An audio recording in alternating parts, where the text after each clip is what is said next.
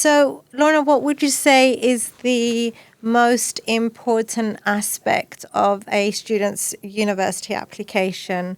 What's the first thing admission tutors look at when they get an application in their hands? A student might say, I have done 2 weeks studying at this top law firm, and then they don't talk about it anymore. And it's like, tell us more, what did you do?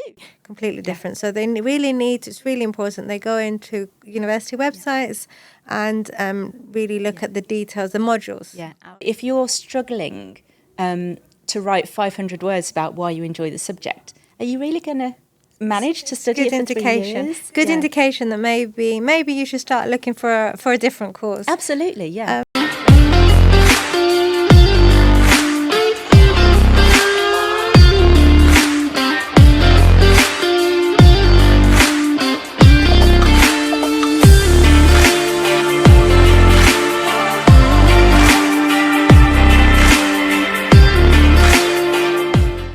So, good morning. Good morning to our viewers. Good morning, Lorna. Thank you very much. And welcome to today's podcast.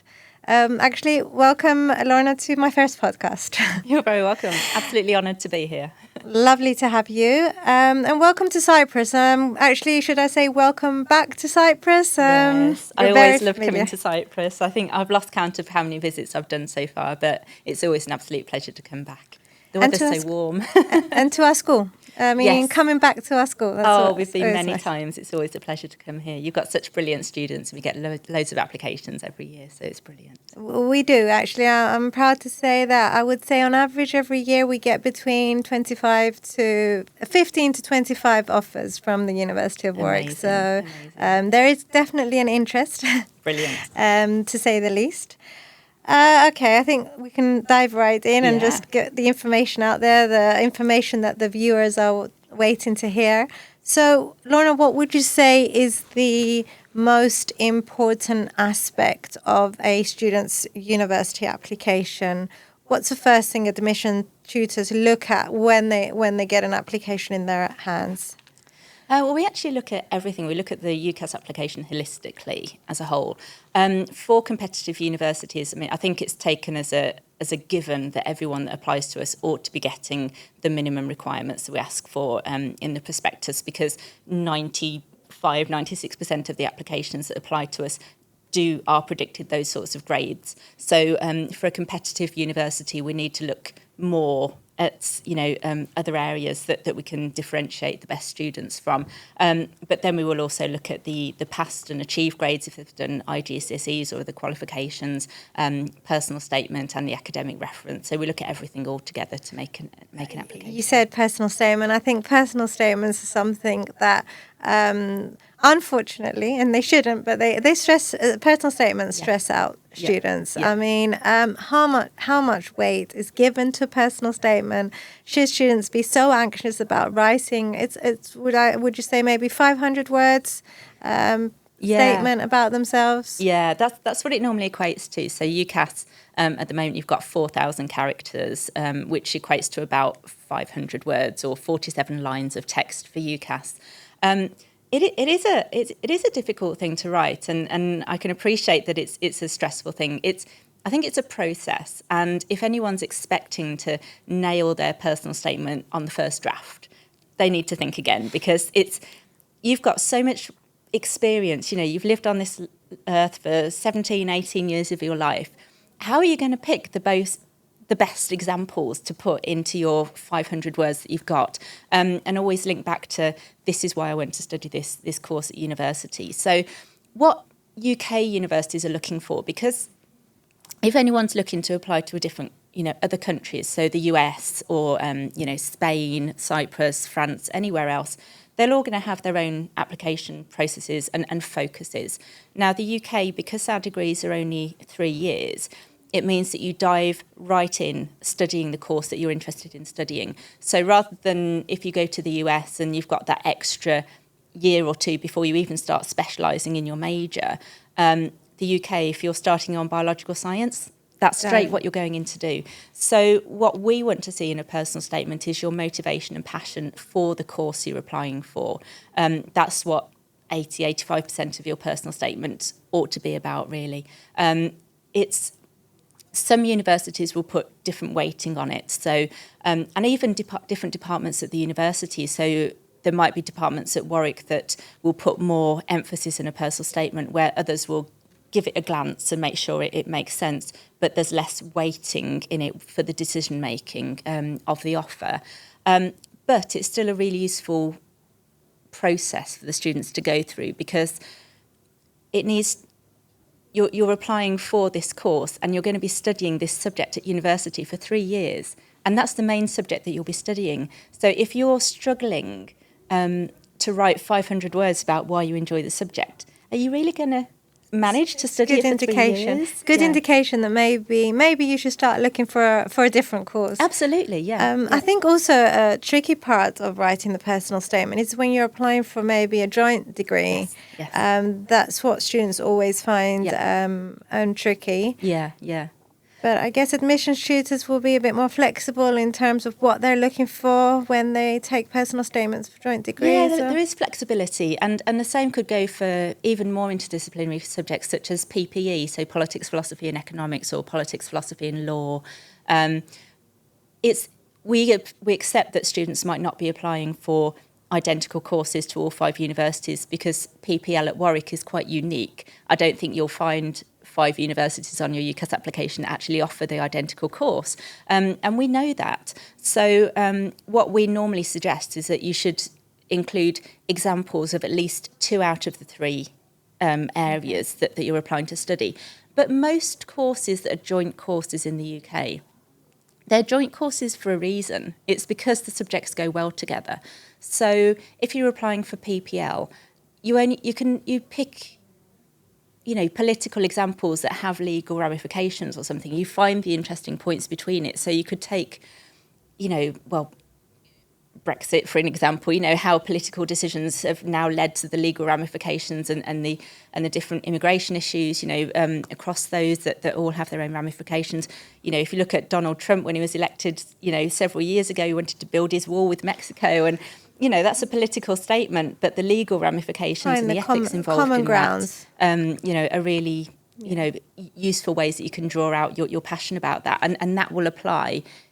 So an admissions tutor from law or from economics could read that and still see the value in it. So, yeah. Work experience, I guess, is something else that students can mention in their personal statement. I know there are 5 slots for 5 different types of work experience in the UCAS application. That's something else that they're usually worried about. Do we need to fill up all 5? Do I need 5 pieces of work experience? I mean, is that important on the application that they get all 5 pieces of work experience? No, certainly not for Warwick. I think you have to remember that the UCAS application is used for not just undergraduate courses, but several different areas. So it's also used for some postgraduate courses. So for students applying through teacher training, where we might need work experience or social work, or if they're applying to do medicine. Now, we don't do that at undergraduate, but you do need to demonstrate that you have work experience in that. Yeah. So those boxes are more there for certain courses, but we appreciate that not everyone that applies to us is going to have work experience. Some students will have part-time jobs, but not every student does. And that really doesn't matter. Some students might think, I need to demonstrate my work experience in my personal statement. And you can, but it's not the only way that you can demonstrate that. There are many different ways that you can link your experiences back to why you went to study the course. So yes, if you've done work experience, if you're applying for law and you've done work experience in a law firm, you can do that. But you need to expand on it in more detail. We have had examples where a student might say, I have done 2 weeks studying at this top law firm, and then they don't talk about it anymore. And it's like, tell us more. What did you do? Did you just make coffee for 2 weeks? Did you sleep under the desk? Did you, or did you actually learn something? So just a statement about, it might look a very impressive bit of work experience, but if you're not expanding and telling us what you've learned, it's not going to be beneficial on the application form. So. It's all about the essence. So what you've learned, the skills that you've developed, and obviously how those skills and experiences will help you at university studying the course you're applying for. Yeah, there's many different ways that students can demonstrate their passion for the course. So, especially when you look back to the pandemic a few years ago when it wasn't possible to get work experience, and a lot of students were panicking, thinking, "Oh, I've got no examples to demonstrate what else I've done about my study." But there are so many different ways that you can do that. There's extracurricular books that you can read. There are podcasts that you can listen to. There are TED Talks. You could follow people on Instagram, and if they post, interesting aspects of that area. Online courses as well, the MOOCs. Yeah, the MOOCs. They were so very many different popular. examples. Yeah, and there's no right or wrong way. And with a personal statement, it's personal to you. What's that light bulb moment, or what was it that drew you in, that made you think, yes, I really want to study this course. I'm really interested in it. And only the student can answer that, really. Yeah. So it's not you must get the best work experience in the world. It's you tell us the story and you expand on it so that we get to understand more about your journey and your passion. And that's what it's going to come across the most. Yeah. There's an example that I give in a personal statement talk sometimes where their example of work experience was, I stacked shelves in a supermarket at night. And you think, that's a very menial job. How is that going to demonstrate anything? But what they said was that, well, you can see the gaps in the shelves, and that makes you think, well, why is that product more popular at this time of night? And then I learnt about supply and demand curve and the economic theory. So you can link it to any different ways. So it doesn't have to be the best work experience. You just need to link it in a way that's going to demonstrate your creative way of thinking as well. It shows different qualities that you're looking for in students. You started off obviously by talking about A-level grades and actual completed grades and predicted grades. Some students of ours will graduate with 4 A-levels. Yes. Most will graduate with 4 A-levels. I would say some will graduate with 5 as well. Wow. So how do you look at quality versus quantity? I mean, obviously, student applying with 5 A-levels, will they be in a more competitive position than other students? I think it's unlikely. And any student that applies to us, we have our offers that are linked on the website. And every student who applies to us, it's likely that they will get the offer that's listed on the website. So even if they're predicted 4 A stars A-level and they're applying for a course that is A star AA, the offer's going to be A star AA. Okay. So if a student is taking 4 A-levels but they're struggling with that and they think that they might not do as well in some of the A-levels because they're taking on too much, we would recommend drop a subject so that you do meet the 3 A-level offer. Yeah. We don't give either or offers for 3 or 4 A-levels. We have, I think in mathematics, there's the opportunity where you could take 4 A-levels, but for most other courses, it's 3. And the offer is based on that. And if you don't meet that offer, then we're not obliged to take you. So you do need to think carefully about, I just need to focus on getting the offer that's actually listed on the UCAS application form. So it's quality first, and if you can manage to get a 5th A star, then that's brilliant. But clever for you, absolutely. Quality over quantity. The offer, if you're lucky enough to get an offer from Warwick, whatever's stated on the UCAS, on your UCAS track account, is what we'll be ticking off against come A-level results day. And if you meet that, brilliant. If you don't meet it, we're not obliged to take you. We will reassess that on a case-by-case basis once we get the results. Well, you've mentioned if our students are lucky enough to get an offer from Warwick. We have been up until now, but I think we need to speak about the elephant in the room, which is Brexit. Yes. And the changes that Brexit brought. Yeah. And the difficulties that students are having now in applying not just to the University of Warwick but to the UK in general, with fees having more than doubled. Yeah. Are there any discussions at the university regarding any way that European students can be assisted in terms of financial aid, scholarships? Yeah. I mean, and are they significant enough? I mean, are they small scholarships? Are they in number and in value? I mean, yeah, for sure. So, yeah, absolutely. When the fees first went up about 4 years ago, we were very aware of that because we love our European students. You know, they're brilliant. They're so clever. They bring so much vibrancy to a campus. You know, we want an international campus where we have lots of nationalities around. We don't want to lose our European students. All universities are heartbroken about Brexit. I promise you that. I'm still not over it 4 years later. But it's so yes. As soon as we knew the fees were going up, we had discussions and we thought, what can we do about it? And we got together and we thought about, can we do a scholarship? And we spoke to the senior managers at the university, and we've created something called the Warwick Undergraduate Global Excellence Scholarship. Now, this isn't just for European students, because when we were talking with our senior managers, they said, well, yes, you know, like we definitely want to keep Europeans, but why, if we're offering such a great scholarship scheme, we shouldn't limit it to only Europeans, because we've got brilliant students from Africa, from Latin America. You can't discriminate. No, That's you can't, absolutely. But we do have one of the most generous scholarship schemes, I would say, for the Russell Group universities and the selective universities. And we're entering is it fourth, or I think it'll be its fifth year this year for 2025 entry. So this year we're going to have 185 scholarships available. 170 will be for a 50% tuition fee discount. Now, our tuition fees at Warwick can vary. We have two different bandings for international students. So if you're looking for more classroom-based courses, so things like PPE, law, history, English literature, politics, these sorts of areas, you're looking at £26,000 approximately.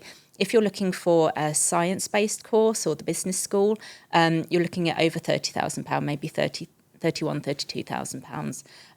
So if you were to get a 50% scholarship, that's significant, and it will hopefully bring it down to closer to what the fees were pre-Brexit. It's doable, because a student of ours did receive that scholarship last year from the University of Warwick. So it's doable. I can understand that it's opened up worldwide, but it is competitive. It's very competitive, because you know we receive over 40,000 applications every year.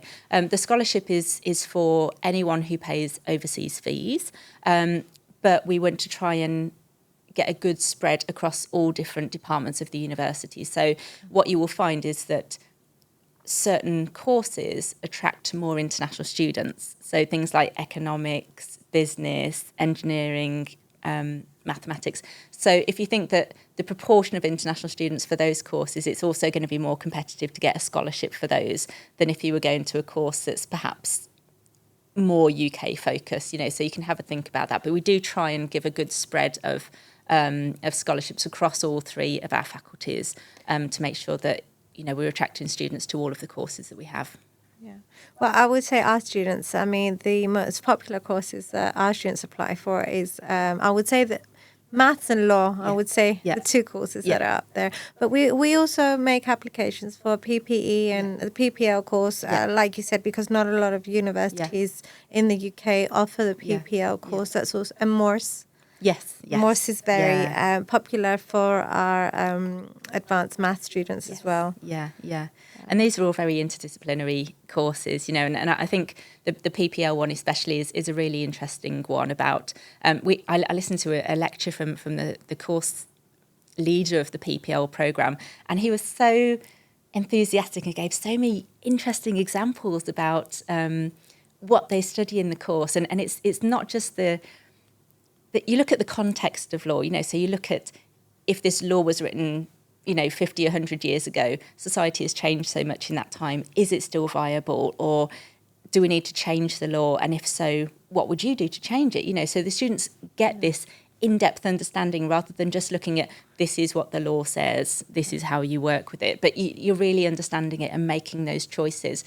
And with the politics and philosophy side of things, you're looking more at the ethics surrounding it. You know, so is there a, you know, if there's a miscarriage of justice, you know, how can we change it to reflect and do the best for society that we have? And there are some really fascinating examples that really make you think, oh my gosh, yeah, you look at a law case and initially it's black and white, but then you start delving into it, and it's so interesting when you go into it in more detail. So I think that's something that Warwick does really well in that cross-disciplinary, and it's something that's called the bridge model that Warwick teaches, and that's the same for PPL, PPE.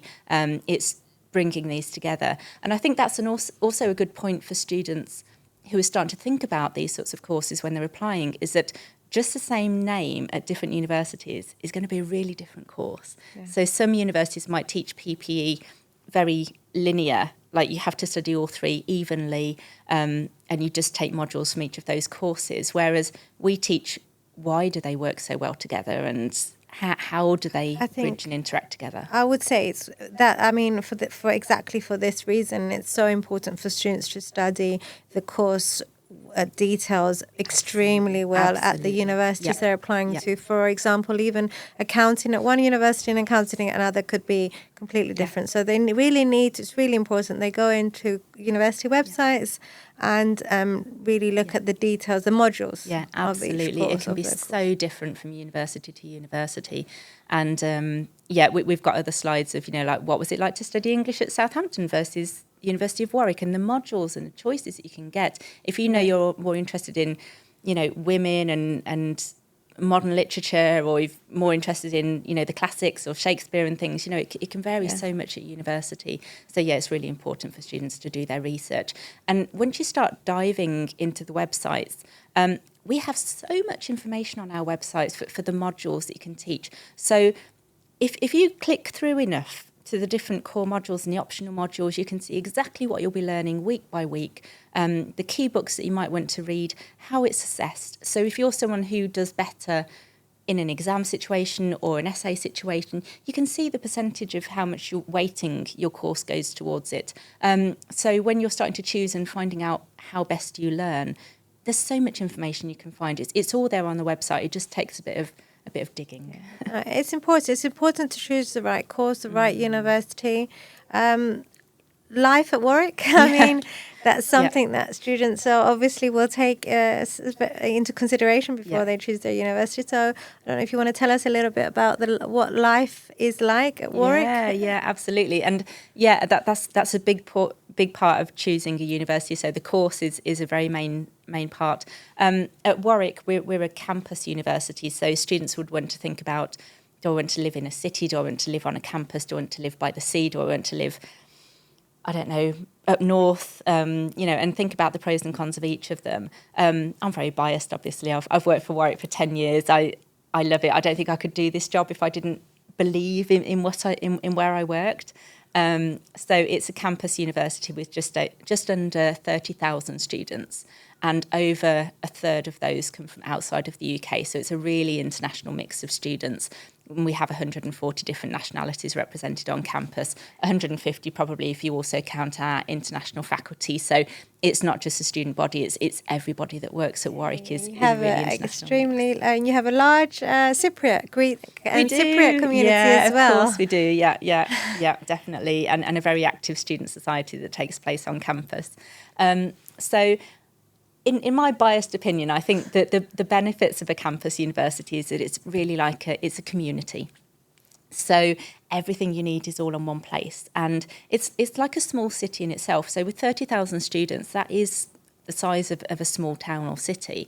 We're located about 5 kilometres from the centre of the city of Coventry, so it's maybe 10 or 15 minutes on a bus. But by not being hemmed in a city centre, it means that we have all this lovely extra land around the outside. So in the centre of campus, we have all of the academic buildings where nothing is more than a couple of minutes walk away to get from the library to the business school, to the social sciences building, to the Faculty of Arts building. And then in the next sort of circle around the outside, you've got the accommodation blocks that are 5-10 minutes walk away from central campus, depending on where you're living. And then further out than that, we've got all of the sports pitches. We've got football pitches, rugby pitches, cricket pitches, tennis courts, hockey pitches, you name it, we've got it basically. And then on campus itself, we've got a cinema, a theatre, an art gallery, a supermarket, a hairdresser's, a doctor's surgery, a pharmacy. We've even got a nightclub, we've got restaurants, coffee shops, a swimming pool, a climbing wall, a gym. You can never get bored at Warwick. No, you really can't. There's always something to do. Yeah, and I think there is the perception sometimes of people thinking, I have to be in London, it's or a big city, it's really exciting. But your student life and the student community is so vibrant on a campus because you're always you're just together. It's a learning environment. Everyone is there for the same purpose. Student clubs and societies that people can participate in, they're so varied. There will be really strong academic societies. So, for example, there's the Warwick Business School Society.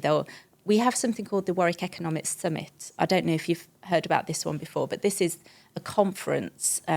It's a student society, but it runs a conference every year. And it's grown so much in recent years that we sell tickets to students from other universities to come in, and we also promote it to high school students around the world that can buy tickets and watch online to see some of the speakers, because we've had chief economists, we've had head of banks, we've had Ursula von Leyen from the head of the European Commission, we've had royalty, we've had so many amazing high quality speakers, and it's all run by our students. And again, this goes to employability and the benefits of a top university. It's not just the academics.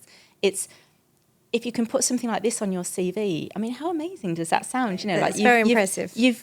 You've worked in getting internationally renowned speakers to come onto campus to talk to students.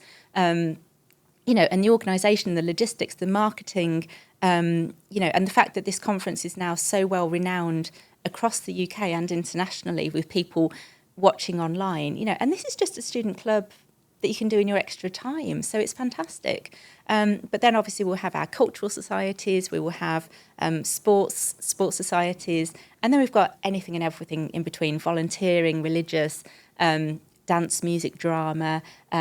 I think some of the more, we've got a K-pop society, a Taylor Swift society, a chocolate and cheese appreciation. But we also have Warwick entrepreneurs, crypto,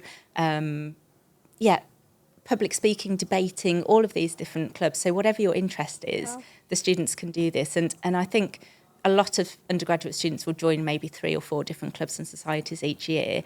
You might find that there's 1 or 2 that they're more invested in, and they go to all of the practices or the sessions, and others you might just dip into here and there. But again, that's a great way of increasing your friendship groups and experiences. I would say, and it's another opportunity to learn something new, to develop a new skill, develop a new hobby. Give it a go. And and some students might be nervous to think, I've never tried basketball. I quite fancy giving it a go, but it might be full of really good people, so I might avoid that. Actually, no one cares. If you've got an interest in it, we want to have you. That's the main thing. That's what university is about. Yes, if you play it competitively and you want to, try out for the top teams and play that, then fine. But if you've never done it before, all of the different societies cater for every level. As long as you've got that passion and interest, that's the main thing they're looking for. Well, you mentioned sports, and we have a sports school here. So we have student athletes who are interested in obviously applying to the University of Warwick, and a few of them have asked me if there are sports scholarships available. Yeah, there's a few. So we do have some elite sports at Warwick. So there are some sports scholarships. These are normally for people that are playing at county or national level. Okay. They're not sports scholarships in the same way as the US sort of thing. They're not full ride scholarships or anything. And the scholarships are normally up to £1,000 or £2,000. But they are designed for supporting student in that sport. So it could go towards physio costs or equipment costs or transport costs to get to your matches and these sorts of areas. But then if you do get those scholarships, you also get a lot of additional support from our elite coaching at the University of Warwick. So we do have some unique training. I think we're very strong on archery, we're very strong in squash, we're very good on football and rugby. But if any student plays a sport at a very high level, we would always recommend that you let us know so that we can put you in touch with the sports team and they can see what they can do to support you, to make sure that you're still maintaining that high level of sport alongside of your studies. If we need to liaise with the department to say they can't come to lectures on this day because you've got a match or something, we can work with you to make sure that you can still participate in those. We have had Olympians studying at Warwick, in their alongside of doing their degree courses as well. It sounds like it's a very supportive environment, and maybe that has to do with also the fact that it is a campus university. So the community, the sense of community that you mentioned before, I really do get the feel of that, the support that comes from multiple directions, really. I do think so, and I think we're going to celebrate our 60th anniversary next year, and I think we're so used to having international students, and we know the typical questions that they might be having when they're moving to the UK. It is a different culture. The weather's going to be different. It might be the first time you've lived in a different country. It probably will be. But you're not the first student that will be coming to the university that's been in that situation. So we're very experienced at knowing, how to offer that support. Yeah. And basically, when you get onto campus, all you ever need to do is ask. It's a really supportive environment. You will always have your personal tutor, and that's linked to your academic area of study. The undergraduate office in your departments are also, a really good go-to place. If you've ever got any questions about your course, they can help you. The library is supportive. When you first step into a university library and it's 7 stories high and you're like, where do I start? How do I start researching? How do I find a journal? Where should I go? That they can give you guidance on how to find your way around the library and how to do your different searches and finding the books that you need. There's international careers support, so you can always book appointments with the careers advisor, and we have separate careers advisors per department who are more specialised in knowing the typical jobs that students might want to go into from those disciplines. But, again, we have students from any discipline going into any job, basically, apart from if you want to be a nuclear physicist. You probably couldn't do that with a history degree, but we have had historians become investment bankers in the past. You don't have to do economics or finance to go into certain jobs. So there's lots of career support. We can give you CV workshops, interview techniques, if there's any selection criteria, if you need to do psychometric tests as part of the selection process, or if there's group interviews, we can help you with the psychology, I suppose, of working in groups. Should you be the person that's speaking up in front of everyone, trying to take charge of the group to show you're really assertive? Or should you be someone more in the middle that's listening to everyone's opinions and then forming your own and getting your point across in a calmer, more quieter way? So that there's all these different thoughts about where should you position yourself in these sorts of areas. And we can give you, 1, 2, 3 different goes at this, until you feel confident in doing it for your actual interview. We have an international students office for study abroad, student opportunities. We have the immigration team. We have the student union, which is run by our students for the students. So the university works very closely with the student union, but they're different entities. Yeah. So if the student union is not happy with something that the university is doing, they're the voice for the students to lobby on their behalf. And they sort out all of the sports clubs and societies. They will do academic representation. They support with housing questions, with, LGBTQ, all of these sorts of different representations, international students, postgraduate students. They have lots of different sabbaticals there to support. We have a chaplaincy for religious area support. And then on our accommodation, we also have our residential community team as well. So those are normally students that live in the halls of residence with our students. And they're there as the block parents, I suppose, if you're, to make sure everyone has the best time possible. So if there is a party at 3:00 in the morning, they'll shut it down in a nice way. But they're also there in a pastoral sense. If you're homesick and you don't know where to do, they can point you in the right direction. So someone there for everyone, there for every need. There really is. And, as long as you put your hand up and ask for help, someone will be there for you, but we don't know unless you ask, So I would always say, go to anybody. And if we don't know the initial answer, we certainly know who to send you to. There's also disability support, mental health and counselling. All of these sorts of support structures are all in place at Warwick. Don't see any reason why somebody wouldn't want to apply to Warwick, if I'm completely honest. Top 10, ranked up in the top 10 in the UK. Yeah. ranked in the top 70 in the world by QS World Rankings. Supportive environment, campus, community, sense of community. You've got the sports, you've got all the clubs and societies you've mentioned, and the academic excellence. So, closest airport? Is that the only thing that's left? We're about 10 or 15 minutes away from Birmingham International Airport, so you can fly directly from Larnaca to Birmingham. Certainly in the summer, I'm not sure if you can do it in winter, but with Jet2 holidays, you can get direct flights. Otherwise, you can fly into Heathrow and you can get a direct bus all the way up to Coventry. So on Arrivals weekend in September, which just happened a couple of weeks ago, we will run coaches from London Heathrow and Birmingham Airport, so that students can book on those with all of their bags. So when you get off the airport, all of your bags, you're tired, and you see somebody with a University of Warwick signpost, and you just go, oh, thank God. And we will take you to a coach, pop you on a coach, and bring you directly to campus. And then there will be people on hand to help you take your bags to your room and check you in and everything like that. Great way to meet new friends as well, potential future. Yeah.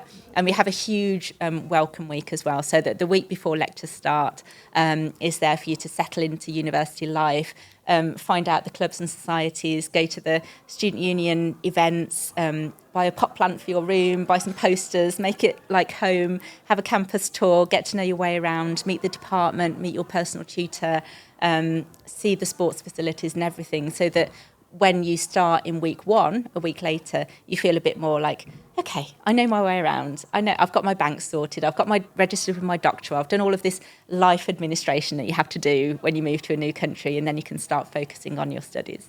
Lovely. Very nice.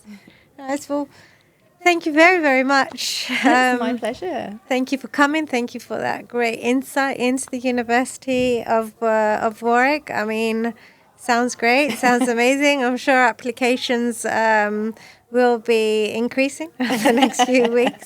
Any students who want more information or more support, feel free to contact me. And if it's okay with you as well, Lorna, we'll put your contact details at the bottom of the screen. Absolutely, this podcast. Yeah, that would be brilliant. Yeah, we've got a dedicated team of 3 or 4 people that look after Europe, Russia and Central Asia, and several of us are people that travel, and then we've got an office-based staff as well, but we're all super friendly, super helpful, and any one of us will be able to help you, and we can help you all the way through your application process, because we know, again, there's a lot of information on a university website. You might not always find what you're looking for, so do come to us, ask us if you've got any questions. If you can't find, the deadline for the scholarship, or you can't find anything about accommodation or the sports clubs and societies, let us know, and again we can be a signpost for you, and help you, because certainly if you're emailing the admissions team, just to give you some context, they get so many thousands of applications in their inbox every day. It might take them quite a long time to respond, whereas if you email our team, our job is to help the international students to make sure they've got the support that they need, so we can always liaise with the admissions team on your behalf and make sure that you get an answer a little bit quicker. So It's brilliant. Thank you so much. Thank you. Are you going to enjoy your time, the weather in Cyprus before you're back? I'm so happy when I got off the plane and the sun is shining. It's lovely. It's quite a bit warmer than the UK at the moment, so I'm got my arms out trying to get my suntan going on, and I'm looking forward to the food. I'm enjoying the sunshine, so I'm very, very, very happy to be back in Cyprus. Lovely. Well, enjoy the rest of your time in Cyprus. We look forward to welcoming you back again in the very near future, we hope. Anytime. And to our viewers, if you're still watching it, thank you for getting through to the end of our podcast. If you enjoyed it, hit the like button. Feedback is always welcome. And our next guest will be Gregory Delas, who is the Chief Compliance and Innovation Officer at EconBX, and he'll be here to talk about the growing fintech industry in Cyprus. So watch out for that one. Thank you once again, Lorna, and have a safe trip back to the UK. My pleasure. Thank you so much. Thank you. Bye-bye.